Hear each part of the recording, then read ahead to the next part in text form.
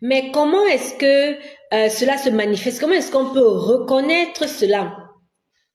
Nous avons d'abord en premier lieu euh, le fait qu'on doive s'adapter aux croyances de l'autre. Parce que lorsque nous sommes dans un mariage interreligieux, nous comprenons directement ici que nous avons nos propres croyances et notre partenaire, n'est-ce pas, a également sa propre croyance.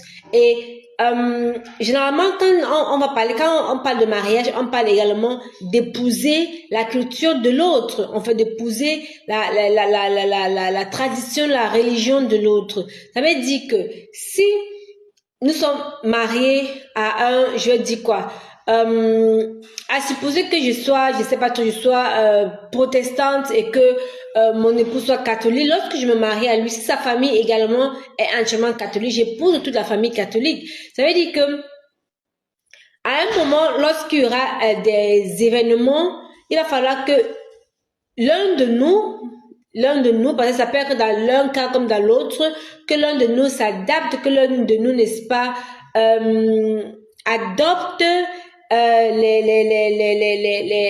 traditions, les valeurs de l'autre. Et ici, la perte d'identité, n'est-ce pas, entre en jeu lorsque ça devient une obligation. Parce que lorsque c'est dans un mariage interreligieux, il y a ce qu'on appelle les compromis. On peut faire des compromis pour, n'est-ce pas, évoluer ensemble. Mais lorsqu'il n'y a pas de compromis et qu'il faille, et que ce soit en fait par devoir, que ce soit, ne soit pas contrainte qu'on le fait, parce que la famille le veut, parce que le partenaire le veut, parce que l'entourage le veut, ça devient problématique et là, on perd complètement son identité. Le deuxième cas, justement, c'est la pression que font ces familles-là. Sur la pression des familles sociales. Vous pouvez être stigmatisé, n'est-ce pas? Oui, voilà, celle-là, elle n'appartient pas à notre clan, elle n'est pas des nôtres. Vous pouvez être mise à l'écart.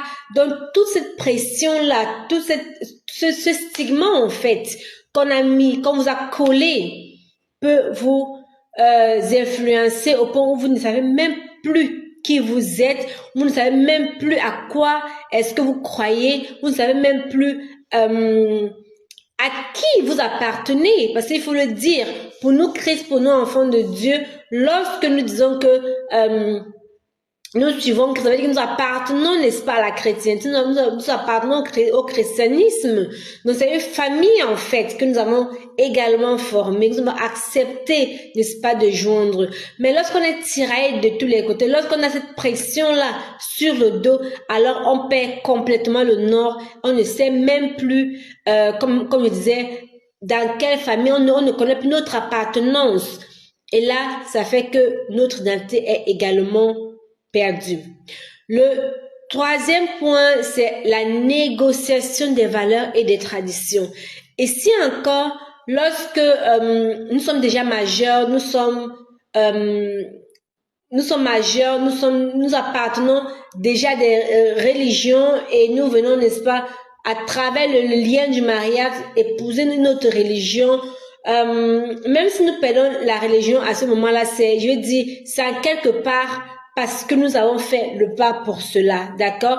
Mais maintenant, lorsque vous avez des enfants, les enfants ne sont pas encore majeurs. Les enfants ne connaissent pas, ils ne peuvent pas prendre des décisions parce que les enfants sont sous votre autorité, sont sous notre autorité. Alors, il peut arriver, n'est-ce pas, que l'un des partenaires t'oblige, n'est-ce pas, à élever les enfants selon sa propre religion. Toi, par contre, tu dois supplier, tu dois négocier pour qu'on te permette, je sais pas trop, dans le cadre, je vais prendre quoi comme exemple, un musulman et un chrétien, par exemple, si c'est le chrétien, pardon, si c'est le chrétien, n'est-ce pas, qui est dans cette posture, n'est-ce pas, de supplication, il va commencer à supplier parce que les enfants doivent fêter les fêtes comme la fête de Noël, les fêtes en fait qui n'ont rien à voir avec le musulman en fait. Donc ce sera toujours un combat. Et il y a donc l'alimentation également qui entrera en jeu, parce que chez eux, par exemple, il y a les trucs qu'on ne mange pas, comme la viande de porc, par exemple.